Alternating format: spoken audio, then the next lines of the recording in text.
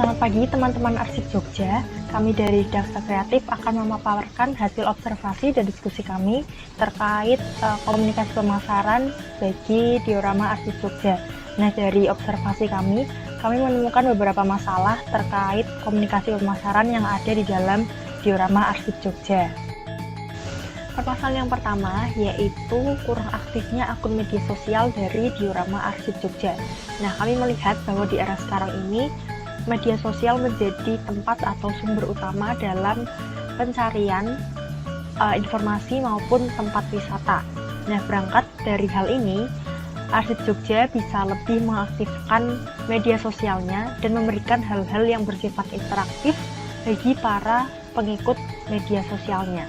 Kemudian permasalahan yang kedua yaitu kurangnya kerjasama dengan pihak eksternal. Nah, kami melihat bahwa Arsip Jogja ini belum menjangkau pihak-pihak eksternal untuk menambah branding dan juga exposure-nya. Padahal jika Arsip Jogja ini menambah pihak eksternal atau bekerja sama dengan pihak eksternal, hal itu bisa menambah exposure yang lebih dari sebelumnya.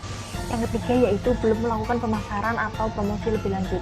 Nah, kami melihat bahwa Arsip Jogja ini masih mengandalkan promosi mulut ke mulut dan konten dari pengunjungnya yang belum tentu akan bertahan sampai kapan.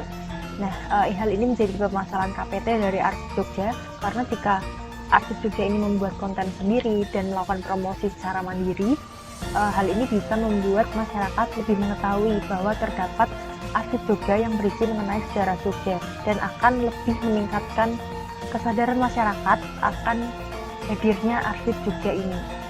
Sedangkan strategi pemasaran terkait diorama Arsip Jogja sangat penting untuk dilakukan. Dengan adanya kegiatan pemasaran tersebut, maka akan meningkatkan awareness masyarakat dan wisatawan Yogyakarta terkait museum yang tidak lagi menjadi suatu tempat yang membosankan, tapi diorama bisa memberikan suatu inovasi-inovasi yang lebih modern. Nah, dengan awareness yang meningkat, maka kuantitas pengunjung diorama Arsip Jogja akan meningkat, di mana hal ini akan berpengaruh bagi profit atau pendapatan yang dapat digunakan untuk mengembangkan diorama Arsip Jogja. Selain terkait dengan profit, masyarakat juga lebih mengetahui dan interest terkait sejarah Yogyakarta.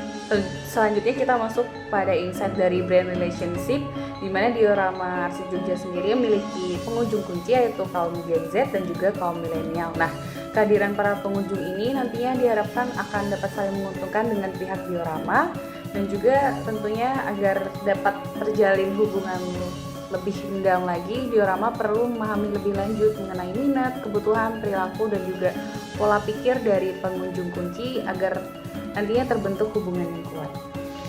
Diorama Arsip Jogja merupakan salah satu museum yang ada di Yogyakarta dengan penampilan audio dan visual yang menarik, dan target utamanya adalah Gen Z dan kaum milenial.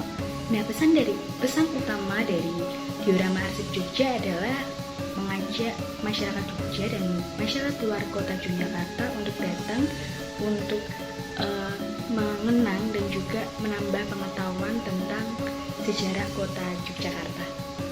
Baik, selanjutnya kami Daksa Kreatif Agensi memiliki beberapa rekomendasi terkait dengan pemasaran yang dapat dilakukan oleh diorama Arsip Jogja.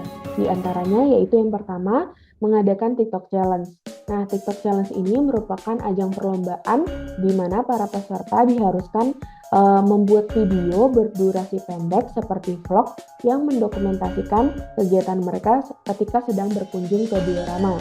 Kemudian video tersebut dapat diunggah melalui akun TikTok masing-masing dan juga menandai akun TikTok dari diorama, serta juga mencantumkan tagar atau hashtag yakni DAJ TikTok Challenge.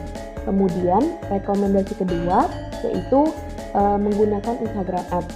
Nah, kami menganalisis awareness dari diorama yang masih cenderung sedikit sehingga kami merekomendasikan Instagram Ads untuk mempromosikan diorama dan juga dapat menjangkau audiens yang tepat, yakni khususnya milenial dan juga Gen Z, di mana Instagram ini sebagai media sosial utama yang digunakan oleh mereka. Nantinya juga Instagram Ads ini dihubungkan dengan link yang dapat menuju ke website dan juga TikTok dari diorama. Berikutnya kami akan merekomendasikan beberapa event-event yang bisa dilakukan oleh Diorama Arsip Yogyakarta. Yang pertama adalah Yogyakarta Historical Theater yang merupakan kesenian teater berupa drama tentang sejarah-sejarah yang ada di Yogyakarta. Dan event ini akan dibuat secara offline dan dengan bekerja sama dengan institusi seni Indonesia. Tentunya dibuat ini teater akan dibuat secara seni yang tradisional namun juga estetik modern. Kemudian yang kedua ada event Mesin Waktu Yogyakarta, di mana event ini akan melibatkan berbagai kegiatan sharing melalui media sosial karena festivalnya akan dibuat dengan gaya tradisional namun menarik dan juga estetik. Mesin Waktu ini merupakan festival jajanan pasar dengan menggunakan sistem pembayaran tradisional, yaitu menggunakan uang tertib. Dan yang terakhir pasti kita akan merekomendasikan untuk memaksimalkan media konvensional dan digitalnya agar bisa menjadi media yang informatif dan juga sebagai media yang dapat mengenalkan diorama serta terkait dengan event-event diorama sendiri seperti Mesin Waktu Yogyakarta dan Yogyakarta Historical Theater. Berikut gambaran terkait rekomendasi kami. Baik, pada bagian ini merupakan bagian susunan timeline bagi pelaksanaan event, pengelolaan media sosial, dan strategi pesan yang dapat digunakan oleh DAJ selanjutnya. Terdapat 3 timeline yang telah kami susun, yaitu pada bulan Januari, Februari, dan juga Maret. Lebih detailnya bisa dilihat dalam proposal Anda masing-masing. Pada bulan Januari, konten yang akan banyak diunggah pada minggu pertama hingga minggu ketiga adalah pengenalan Diorama Arsip Jogja dengan beberapa konten yang bisa diunggah dalam Instagram, TikTok, dan juga website. Hal tersebut dikarenakan kami melihat bahwa DAJ belum mengunggah konten pengenalan dalam media-media sosial yang dimiliki. Lalu pada minggu terakhir bulan Januari, terdapat promosi mengenai event Grand Opening DAJ. Karena sebelumnya kami tahu bahwa DAJ belum dibuka secara resmi. Dan dalam rangkaian event ini akan ada TikTok Challenge, Mesin Waktu, dan juga Yogyakarta Historical Theater. Lalu pada bulan selanjutnya, yaitu bulan Februari, akan banyak mengunggah konten tentang promosi event Grand Opening ini dan juga pelaksanaan event tersebut. Lalu pada bulan Maret, medsos milik DAJ dapat mulai membuat konten rutin yang menarik seperti estetik video, quiz, historical story of Jogja, quotes, dan juga video-video tren yang dapat disambungkan oleh konsep-konsep DAJ.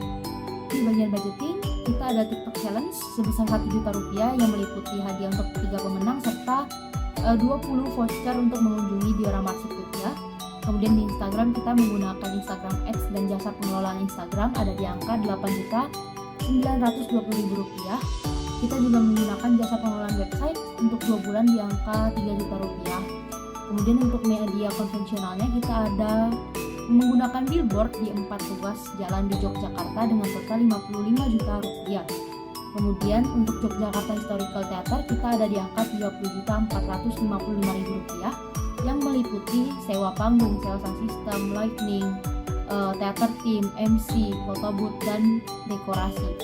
Kemudian untuk Mesin Waktu kita ada di angka Rp10.155.000 dengan perkiraan untuk membuka 15 tenan jajanan. Kemudian untuk di angka total keseluruhannya kita ada di Rp108.530.000. Selanjutnya kita masuk pada bagian evaluasi, di mana agensi akan mengevaluasi dengan 2 cara, yaitu kontrol sosial media dan juga merancang website sebagai digital marketing. Nah, untuk yang pertama sendiri, dari sebelumnya bahwa platform yang dipilih adalah Instagram dan juga TikTok, maka agensi akan melihat dari aspek engagement rate, lalu aspek format postingan, dan juga komunikasi yang terjalin ini apakah sudah satu arah atau sudah 2 arah. Lalu untuk peningkatan followers dan juga insight persentase bisnis sendiri ini sudah seberapa besar bagi diorama. Nah, evaluasi ini akan dilakukan baik sebelum ataupun sesudah event yang kami rancang ini dilaksanakan. Untuk website sendiri rancangannya direncanakan sebagai digital marketing, di mana kami akan menampilkan beberapa gambaran dalam website ini yang menunjukkan bahwa ini adalah diorama, dan kami akan melihat apakah sudah sesuai dengan perkembangan zaman yang ada, dengan tetap menampilkan sitemap yang jelas, dan juga nantinya diharapkan websitenya ini dapat dilengkapi dengan konten marketing. Tentunya ini akan menarik pengunjung dan juga website ini akan tetap menyertakan informasi yang memadai. Sekian dari Daksa Kreatif, terima kasih.